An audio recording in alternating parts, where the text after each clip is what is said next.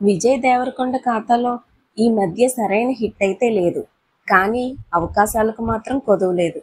పెద్ద పెద్ద బ్యానర్లు ఆయనతో సినిమా చేయడానికి ముందుకు వస్తున్నాయి. అంతేకాదు బడ్జెట్ విషయంలోనూ తగ్గడం లేదు. వందల కోట్లు పెట్టి సినిమా చేస్తున్నారు. ఆయన కోసం బాలీవుడ్ నటులను సైతం రంగంలోనికి దించుతున్నారు. ఇప్పటికే లైగర్లో మైక్ టైసన్తో తలపడిన విజయ్ ఇప్పుడు మమ్మీ విలన్తో పోరాడబోతున్నాడు.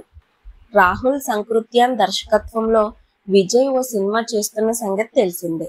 మైత్రి మూవీ మేకర్స్ నిర్మాణ సంస్థ భారీ బడ్జెట్తో ఈ చిత్రాన్ని నిర్మిస్తుంది. ఇందులో విలన్ గా హాలీవుడ్ నటుడు ఆర్నాల్డ్ వోస్లు నటిస్తున్నాడు. ది మమ్మీ రిటర్న్స్ లాంటి హాలీవుడ్ సినిమాలతో విలన్ గా నటించిన ఆర్నాల్డ్ విజయ్ చిత్రంతో తొలిసారిగా ఇండియన్ సినిమాల్లోకి అడుగు పెడుతున్నాడు. ఈ సినిమాలలో ఆయన పాత్ర అందరినీ ఆశ్చర్యపరిచేలా ఉండబోతుందట. విజయ్ సైతం కొత్త గెటప్ లో కనిపించబోతున్నాడు. ఇప్పటికీ తన లుక్ ని మార్చేశాడు.